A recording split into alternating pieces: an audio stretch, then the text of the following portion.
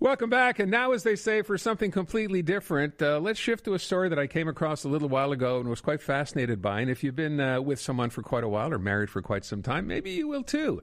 It's about a couple who decided the best way to maintain their marriage after a few years was not to just simply move into separate bedrooms, which some people just do anyway, but in fact, to consider living apart, as in two different places, not two different places in the same house, just plain old two different homes. And that would be a way to save their marriage, which seems kind of counterintuitive, but it turns out it's working for them. So I thought we'd find out more about this. Sana and Adnan Akkhand are on the line. They're a married couple in New York City who started living apart last October. And I believe they're both on the line. Are you both there? Yep, we're here. How you doing? So let me start by asking, first of all, if I can, whose idea was it, or did you both agree on this mutually?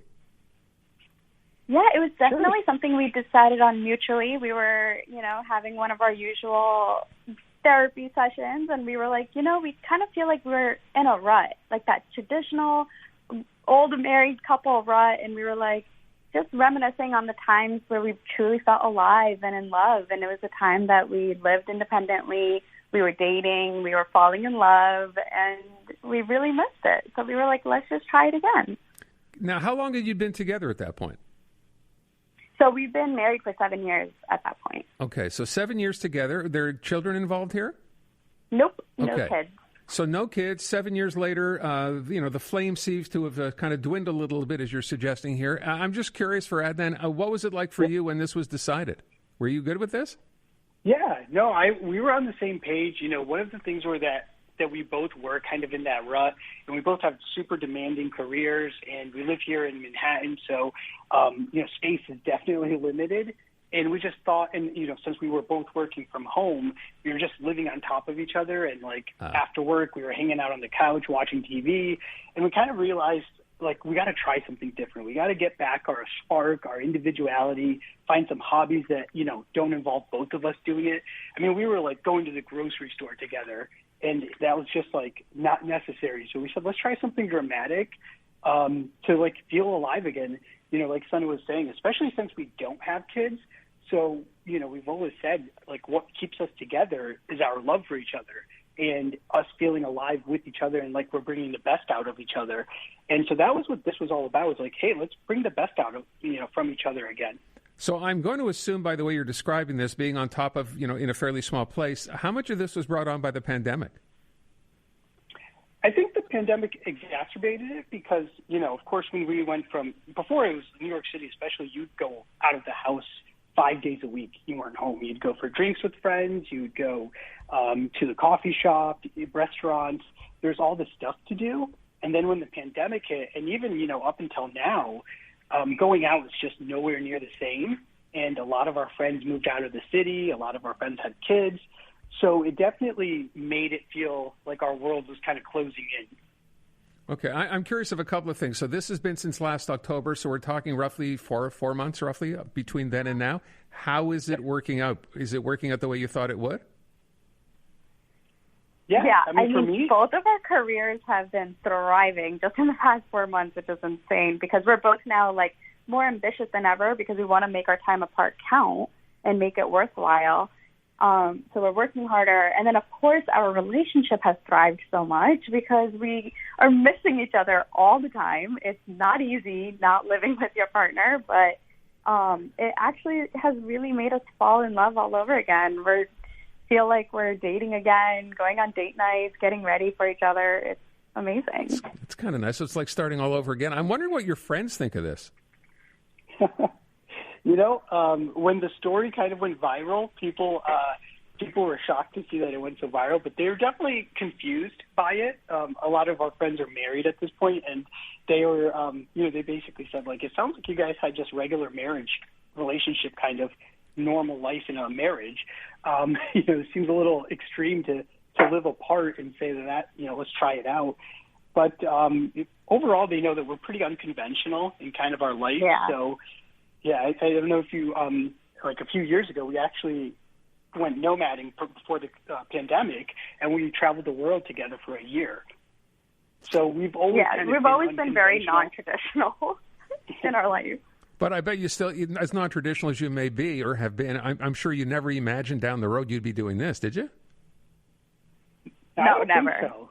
No, yeah, it kind of really just happened, and then once it did, it really is bringing back kind of a lot of the things we felt when we were dating, and letting us focus on the things that feels like is more of who we are in our individuality. Yeah, I was going to say it would have seemed to me the first step, because you mentioned off the top you'd already been to therapy, which is an indication that, you were addressing the problems, if you want to call them that, in the relationship. Was the therapy alone not enough, or did the idea come up in therapy? It didn't come up there. Yeah, that came up after our session, and we were like, like we said, people aren't understanding what the problem is, because there isn't really a problem, right? Like, we have a beautiful, great relationship in a marriage, and it's very traditional problems and issues that many people face. But again, we were just feeling like we were personally, like Adnan and I were in a rut. Okay. My next question would have been, the first step to this might have been to say, okay, Adnan, you sleep on the couch, just, on your own, and we'll see how things work out. But you never went to that extreme, I guess, because you live in too small a place? Yeah, that's really it. And honestly, we actually enjoyed sleeping together and all of that. It was kind of the day-to-day where, we were both working in the living room together. So whenever one person had calls, the other person couldn't. Whenever, one person was kind of going through stress with work, they might need a sounding board, or honestly, sometimes just kind of say things, and then the other person would stop what they were doing and ask, hey, is everything okay? What's going on?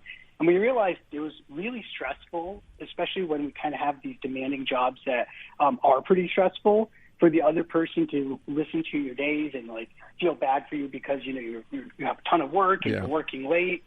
So it just it was one of those things that we realized it's just more peaceful when we have space to kind of let things out our way. And the cuddles, too. I'm a big cuddler. I would leave my job and leave work responsibilities just to get a couple cuddles in during the day. Oh. So it definitely holds me accountable to stay determined with work. Let me ask, maybe this is a little off base, but so you're spending time apart when this first happened. Was there ever a point where you said, maybe I'll consider seeing someone or dating someone else or going out and having a drink with somebody else? Did that ever happen? We actually did talk about it. We wanted each other to feel like, we trust each other completely. And if you are curious at all, let me know. Just have open conversations and communication about it. And luckily, thank God, we were both on the same page with that. And we're like, that's not even on the table or something we're even thinking about. We love each other very much. We are soulmates. And I just can't even imagine, looking at someone else. And obviously, I told Adnan the same thing. Okay. So you kids have now done this for a while. Is there a plan to actually, at some point down the road, have you discussed this, of actually moving back in together?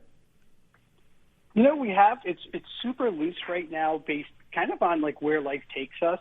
And I think one of the things we both said that we want before we would move back in together is to really have our individuality back with hobbies and the things that we like to do outside of the marriage.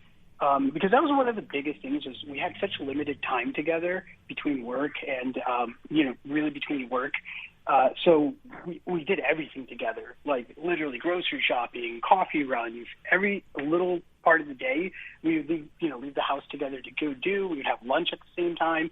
And so we said, when we move in together, we want to really feel it's been great because I started cycling again, which I haven't done in years. Sana started going to yoga and boxing. So we never did those kinds of things while we were married. And so it's helping us get back some of the things that we used to like doing, and it kind of made us feel like ourselves. So we said once those are really enforced and ingrained and they become part of our day-to-day lives, that's when we'll feel comfortable moving in together, knowing that we know who we are and we can still keep doing our individual things that we enjoy together. So no fixed date is what you're saying, right? Sorry? I was thinking a bigger house wouldn't hurt either. Yeah. So you don't have a fixed date for actually doing this. It's kind of when it's time and we realize it's time, we'll do it then. Yep, exactly. Wow. I think, we're pretty, I'd say fly by the seat of our pants, but I like to think we're a little more thoughtful. We kind of just wait and see when things feel right. And so far in our relationship, I feel like overall we've had a really happy marriage. So it seems to be working for us, just kind of having these open conversations and really like being honest with each other about whether we're ready for something big or, like we did before this, we just had an open, honest conversation about, hey, does this mean we should see other people? Does this, what does this mean? And I think because we have such open dialogue, it really helps us both feel like whatever we do, it's with the other person's best interest in mind. Well, listen, good for you, too. My last question, because we're running out of time here. Do you have friends, when I said what did they react to, or how did they react at the outset, are they, some of them, looking at you and saying, you know what, we're thinking of trying the same thing?